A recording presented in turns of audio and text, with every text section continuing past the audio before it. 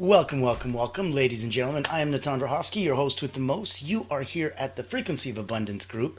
We are live 7 days a week. We invite you to come join us for some pretty captivating talks. We're here on the weekend, letting you sleep in a little bit. So you know, if you wanted to come by Monday to Friday, 9 a.m. Eastern. We're wrapping up season 3 and going into season 4 shortly.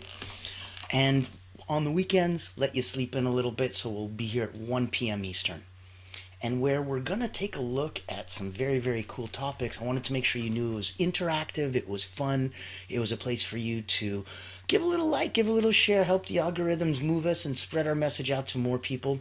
What a blessing. But also for yourself to really absorb and grab and take anything that you can from it. In our first season together, we were blessed enough to really focus on inner development. Season 2 was more of relationships and our ability to communicate in those relationships. And now in season 3, we are getting down and dirty into the business. I'm not even going to tell you what season 4 is about. You have to stay tuned. Where we're coming from is the power and blessing of being sponsored by Allura Creative Agency. And so I created Allura Creative Agency because I've been an elite energy coach for 30 years. And I've focused on Olympians, Cirque du Soleil acrobats, national sports teams, business executives. About 15,000 people went through my hands in the last 30 years. I wrote a couple best-selling books on energy management and really focused on those peak performers, getting people that were already at 9 out of 10 to 9.1 personally and professionally. So if that resonates with you and if that's something that you'd like to discuss, reach out to me. I'll put my contact in the chat. But that's where I was coming in from, and that's where my background stems before COVID. And once COVID hit, man, oh man, did that change everything for us. So I'm coming online as this coach for 30 years from a high back end, and all of a sudden it's the hardest darn thing I've ever had. And that's where I wanted to make sure others didn't have that. So I founded Allura Creative Agency. As far as I know, we're the world's first not-for-profit public relations house. And that is the blessing of being able to blow a dog whistle to people that are looking for C-suite executives, leaders, the whales. If you're hunting whales, we hunt them for you. We'll put on executive retreats and cool one-of-a-kind incredible workshops and leadership roundtables and financial fireside chats and tequila and tech talks and all the cool places that people want to come to. And it'll make you quite captivating. So reach out to me if you want your brand to big up. Reach out if you wanted to come be a guest over here, because I put the contact information in the chat as well as the link to Frequency of Abundance free group. We have a free group over on LinkedIn. If you join us in our paid community, it's tens of dollars a month. There you'll get to meet everybody else, and we would love to. The tide raises all boats. So we have networking, we have group calls, we have coaching. We have so many cool ways to have accountability partners and to really have you feel like, ooh, that's a lot of community support. I'm like, yes, that's where we're coming from. That's why as a not-for-profit, the motivation is pretty obvious. We're here to help. We're here to help as many others get as much help as they can to help others. So this week, oh man, if you've been tuning in, we're rounding out almost the end of season 3. We started with why now is the best time to build your brand on Motivational Monday. Tuesday was the ideal client blueprint, how to attract the right people effortlessly. Winning Wednesday, magnetic messaging, crafting an offer that sells itself. Triumphant Thursdays, from passion to profit, the smart way. I'm built the other way around in my head already. So from passion to profit, the 5 must-have systems for success. And then we're looking at Fearless Fridays. We did scaling without burnout, smart time and energy management for coaches. Oh, today, I don't know. On Successful Saturdays, we're doing the power of storytelling. How to build a brand that people love. That's where I think if you ever wondered why some brands are so memorable and effortlessly attract those loyal customers and build that, corporate culture while others struggle to stand out, it's in the story. It's in something people want to believe in, be a part of, and say, hey, that represents me and my values. So it's how to craft that brand story that's going to connect and convert. It's the secret to making your audience feel something, which is the heart of all of movement and action and direction. And it's why people buy stories, not just products and services. So yes, they buy you, but it's a lot easier to buy you if you had a story. All right? I'm going to get the party started. Like and comment, share in the chat. If you have any questions or anything, pop in, let us know. Would love to say hi. Make sure that you know that we are here for you. And this is one of the greatest ways we get to give back. So let me start with a quick story since we're doing storytelling. Think about a brand like Nike or Apple. These brands are things that people absolutely love.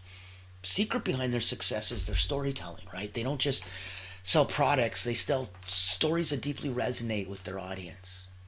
Seth Godin, the marketing guru with about 20 billion books on this topic, says people don't buy products, they buy stories. So that's going to be the key behind building a brand that people adore. I want you to take a moment and think about a brand you love. What's the story they tell? Write it down. Think about it. This is going to set the stage for today's episode. Here's the science behind storytelling. So if we dive into why it's so powerful, we as humans, we're processing stories about 22 times more efficiently than facts alone. It's true. Stories are hardwired into our brains. And when you tell a story, you're not just sharing information, you're engaging emotions, you're making it much, much more memorable. So, quick example, imagine a brand simply saying, "We make great shoes." That's fine, but it's not compelling. And compelling is kind of the name of the game. So now picture this. We started in a garage, and now we're changing lives through movement. Which one resonates with you more, right? Yeah, exactly. Once you think about your own brand and how you can reframe your message into a story, jot down a few ideas. I'll give you a second. Normally you catch me in the mornings Monday to Friday. It's going to be that 9 a.m. Eastern, so I'm going to have that Greek mountain tea on me. Afternoons on the weekend, it's probably going to be a juice spritzer or something fun. Good.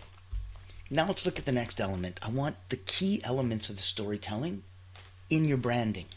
So, what's going to make a great brand story? 3 key elements. 1, the hero, your customer. I don't know if you knew that.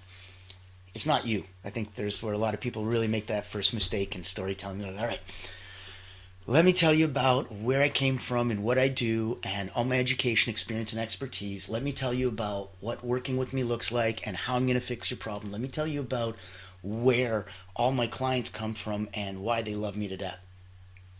Hello, where are you? What happened? Where'd you go? Oh, it wasn't self-serving and interesting to you? Key elements to storytelling in branding. What's going to make a great brand story? These 3 elements. The hero is your customer, number 1. Number 2, the problem. This is the challenge they face. And obviously number 3 is the resolution, how your brand is the solution, right? So categorically figure out what it is that you do really, really well, reverse engineer that as a problem, state that as something that your hero, the customer, wants solved, and then walk in like a knight in shining armor and solve it. Your brand is the solution.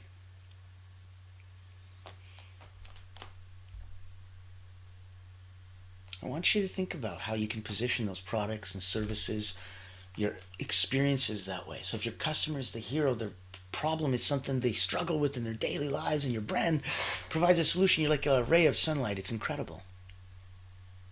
Take a few minutes, write down what is your customer's challenge and how does your brand resolve it. Let's look at authenticity and consistency. And both are key and both are parallel in completely different ways. Know that authenticity is crucial. So when your brand is authentic, it's going to create this emotional connection with your audience, right? Oscar Wilde's famous for saying, be yourself. Everyone else is already taken. When your brand is real, people can feel it.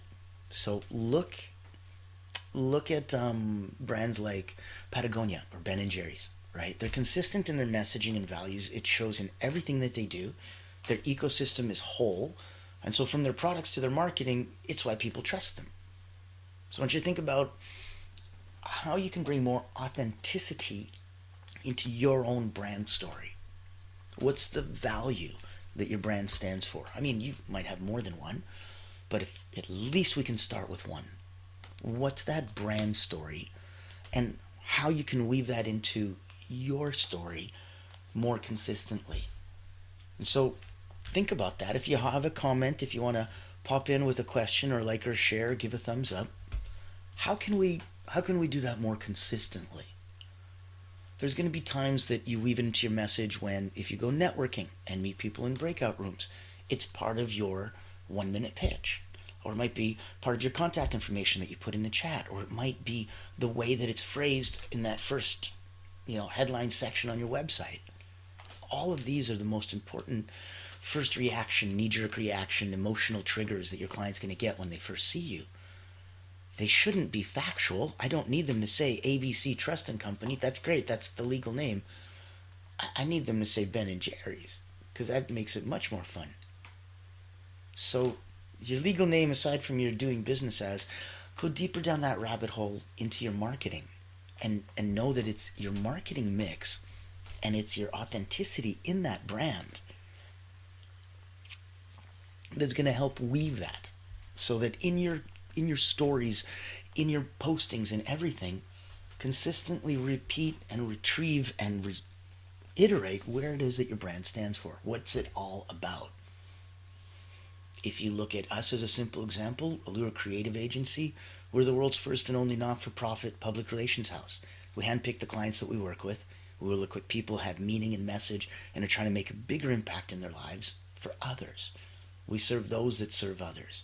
So if you already spent time and money to create a brand, we give more visibility, credibility, increase to a wider target audience. That's what we do. That's how clear and consistent our branding is. And it also shares our values. So that would be an example as personal as I can literally make it on my side. Now, in there, know that, oh good, you want to make sure contact information is in the chat? Yes, thank you. Awesome. So reach out, make sure that you're there and that it's available for you, because this is ultimately for you. If you go to LinkedIn, you'll see the free group, The Frequency of Abundance, and all these daily posts are there for the last 3 seasons. And if you want to join us in our private community, reach out. If you want to be a guest on here, reach out. If you'd like to have Allure Creative work with you and your brand and messaging, reach out. If you're looking for some personal energy coaching at the highest elite level, reach out. And if you know anyone that this could serve, reach out, invite them to come on in, say hi. Let's get you deeper into crafting your brand's voice. So here's another tidbit of wisdom. Let's look at a brand is not what you say it is. It's what they say it is. Now, I can tell you that, Nike stands for this and Reebok stands for that. But if I'm Nike or if I'm Reebok and I say that, that's very different than what the kids or what the streets say, right? So you could tell me I am the brand for basketball people. I know that sounds ridiculous, but pretend. Are you the brand for basketball people that are professional in the NBA on court? Are you the brand for people that are wanting to be professional and just hanging out in the backyard court? Where are you? Because it's 2 different groups and it's 2 different price points, right? I'm as a pro player, I can afford whatever the heck I want. You aren't and can't. So what I say your brand is, as the end consumer user, is the only thing that counts. Your brand's voice is everything. It's how your audience is going to perceive your story. If your brand were a person, how would they speak, right? Would they be playful? Would they be serious? Would they be inspirational? I want you to think about it. Your brand represents you and where you come from. Is it open? Is it powerful? Is it creative, expansive? Is it restrictive? Is it focused? Is it energized? No wrong answers. Your brand will resonate with somebody. It needs to be binary. It needs to be polarizing. That's the secret and the power. That's where a lot of who you love and who loves you and where you serve is going to come in from. So know that that's going to be part of it. And it's really one of the biggest parts. If you want to consider the emotions that you want your audience to feel when they're hearing your brand story, right? So that pretend it was a song and you're hitting, A minor and it's deeper and darker and more pulling on the heartstrings than G major. Da-da-da-da-da, happy. And that's the point. Songs from like the Beatles can be in those happy tunes and you're like, oh. Songs in more reflective, nostalgic music, they need to be more into a minor key. So if you're hearing the brand, it's not just your tone, your cadence, your pitch, your rhythm and such. It's how excited do you want them to feel? It's not about you. How excited do you want them to feel? How inspired do you want them to feel? How reassured do you want them to feel? And your storytelling and your branding and your messaging needs to reflect that. If you're curious as to how, and if that's leaving you scratching your head, reach out. I'm here to help. If you're ready to get cracking and roll up your sleeves, take a minute, write down a sentence or a tagline that captures your brand's voice. Does it feel right? If not, you tweak it until it does. And that's something only you can feel. And know that it may only feel right for the next little while, and that's okay. It may change, and that's okay. It's okay. There's no wrong answers, and that should empower you, take all the pressure and stress off, and relax you a bit. All right? Now, next, let's look at engaging your audience through story. So best brands aren't just, telling you their stories. They're inviting you to kind of be a part of it. Think Coca-Cola, for example. They've got their Share a Coke campaign, or Starbucks with their hashtag white cup contest, right? These are brands that are trying to make their customers feel like, oh, you're part of this, man. You're contributing to the story. How are you going to be able to do the same? I want you to think about how you can invite your customers into your branding story. Can you engage them on social media? Can you run a campaign? Can you create an event? This isn't a plug. This is me literally saying, if you can't or don't know how, reach out. I'd love to help. Right now, I want you to take a moment, look for these, and brainstorm them, right? Just brainstorm a couple different ways that you can involve your audience in your branding story. How can they participate? Well, you can have a branding story that gives the background of who you are and what you do and why you're super wicked awesome sauce and somebody wants to work with you. And then make the call to action not the obvious one, right? If the obvious one is I'm super wicked awesome to work with, and the call to action is work with me, it's pretty obvious, pretty linear, pretty logical. What if the call to action was, and because of that, I'd like you to come to one of my events. I'd like you to come to something exotic, something executive, something exclusive, something different. That's when it's going to change. So I want you to think your call to action is, your story is just the beginning. Now you need to create this journey for your audience. Your story's gonna end in, it can't end with a good narrative. Dun, dun, dun, dun. That's gonna evolve over time. Like I said, we change it, and it needs to change. It needs to grow. It needs to evolve. It needs to literally grow. And in the process of doing it, so do you. So you're growing, your story going, it's not me anymore, man. Okay, so now you go back and you rewrite it. That's why your story's not going to end with a good narrative. It's going to evolve over time with your audience, and your audience is going to grow because you're going to grow. So my challenge to you, write down your brand story. Ask yourself 3 questions. Number 1, who is the hero? This is your customer. Number 2, what is the challenge? You could phrase it as, who's the villain? Number 3, how does your brand provide the resolution? Not just solution in a simple, this is a problem, you don't have shoes, we make shoes, ta-da, happy marriage. I need a resolution. I buy shoes, I have shoes. My problem is these shoes don't fit, or they don't feel good, or after 2,000 kilometers, they wear out. What gives? Oh, that's not a simple solution. I need a resolution to that. So look for giving yourself these valuable insights, because if you just take them and go, wait a minute, that was such a big deal for me to understand that, I'm convinced it is for your audience too. Use it in your storytelling. Use it to build that brand that people love by telling those stories.